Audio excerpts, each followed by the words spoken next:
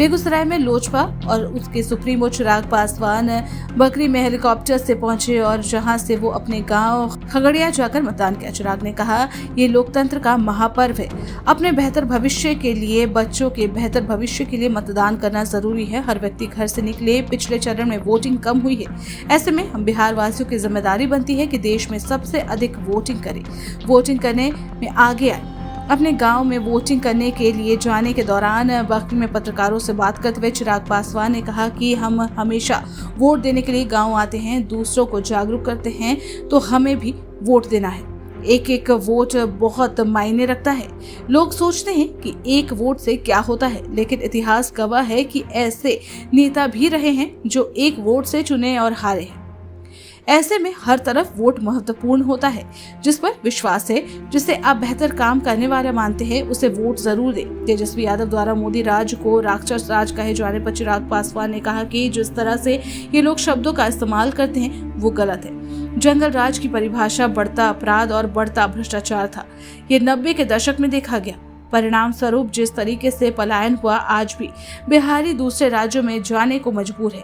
19 के दशक में गए लोग वहीं स्थापित हो गए, इसलिए बिहार में उस राज्य को जंगल राज का नाम दिया गया। जिस तरह से प्रधानमंत्री गरीबों को मुख्य धारा से जोड़ने का काम कर रहे हैं, आज करोड़ों की संख्या में गरीबों को प्रधानमंत्री ने मुख्य धारा से जोड़ने का काम किया है। लोग लाभार्थी प्रधानमंत्री के गरीब कल्याण योजना से आगे बढ़े हैं। ये मोदी की गारंटी है जिस पर जनता विश्वास करती है। ऐसे में जिस तरह के शब्दों का इस्तेमाल प्रधानमंत्री के लिए किया जाता है, ये उचित नहीं है।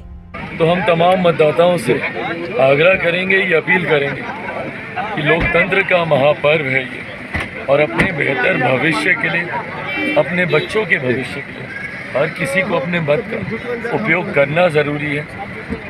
हर व्यक्ति घर से निकले, मतदान ज़रूर करें। यह आग्रह हम ज़रूर करेंगे। जिस तरीके से पिछले 2 चरण में थोड़ी वोटिंग कम हुई है और बनिस्बत बाकी राज्यों के जिस तरीके से वहाँ पर वोटिंग को लेकर एक उत्साह दिखा है, ऐसे में हम बिहारियों की ये जिम्मेदारी बनती है कि देश में वोटिंग में हम लोग सबसे आगे रहें, सबसे ज़्यादा मत प्रतिशत हम लोग करें। तो ये आग्रह हम करते हैं कि सब लोग घर से बाहर निकले और अपने मतदान का इस्तेमाल ज़रूर करें। हर बार आते हैं घर और वोट डालना, जैसा हम दूसरों को हम जागरूक कर रहे हैं, ऐसे ही हम खुद मानते हैं कि आपका एक एक वोट मायने रखता है। कई बार लोग सोचते हैं कि हमारे एक वोट से क्या होगा, पर इतिहास गवाह है कि ऐसे नेता भी रहे हैं जो एक वोट से चुनाव हारे हैं। ऐसे में हर एक वोट महत्वपूर्ण होता है, जिस पे भी आपका विश्वास है, जिसके लिए भी आप मानते हैं कि वो आपके भविष्य के लिए बेहतर कार्य कर सकते हैं। अपने नेता को स्वयं चुनना जरूरी है। जिस तरीके से ये लोग शब्दों का इस्तेमाल करते हैं, जंगल राज की परिभाषा, जिस तरीके से बढ़ता अपराध, बढ़ता भ्रष्टाचार 90 के दशक में देखा गया, परिणाम स्वरूप जिस तरीके से पलायन हुआ और आज भी बिहारी दूसरे राज्यों में जाकर रहने के लिए मजबूर हैं। 2-2, 3-3 पीढ़ियाँ 90 के दशक से निकले हुए लोगों की दूसरे राज्यों में स्थापित हो गई हैं। ये कारण से उस राज्य को जंगल राज का नाम दिया गया। जिस तरीके से प्रधानमंत्री जी ने गरीबों को मुख्य धारा के साथ जोड़ने का काम किया, आज करोड़ों की संख्या में वो लाभार्थी हैं जो कहीं ना कहीं प्रधानमंत्री जी की गरीब कल्याण योजनाओं से जिनका जो प्रभावित हुए हैं सकारात्मक तरीके से, और ये वो मोदी की गारंटी है जिस पे जनता विश्वास करती है। ऐसे में इस तरीके के शब्दों का इस्तेमाल प्रधानमंत्री जी के लिए करना कतई जायज़ नहीं। वो कहते हैं मुद्दे की बात नहीं कर रहे हैं। तो आप कीजिए ना मुद्दे की बात। ये लोग कहीं नहीं करते हैं मुद्दे की बात। ये लोग क्यों हर चीज़ में हिंदू मुस्लिम आरक्षण खत्म हो जाएगा, संविधान खत्म हो जाएगा, क्यों? क्या ये मुद्दा है देश की जनता से जुड़ा हुआ? किसने बोला आरक्षण खत्म हो जाएगा? किसने बोला संविधान को खतरा है? किसने बोला लोकतंत्र को खतरा है? और ये लोग बोलेंगे लोकतंत्र को खतरा।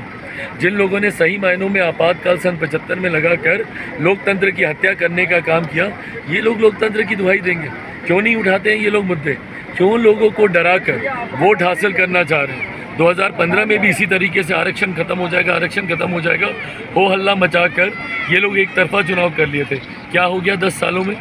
और जो प्रधानमंत्री आज तीसरी बार संविधान की वजह से देश के प्रधानमंत्री बनने जा रहे हैं, जो 3-3 बार एक राज्य के मुख्यमंत्री रह गए, क्यों भैया वो संविधान को खत्म करने का प्रयास करेंगे?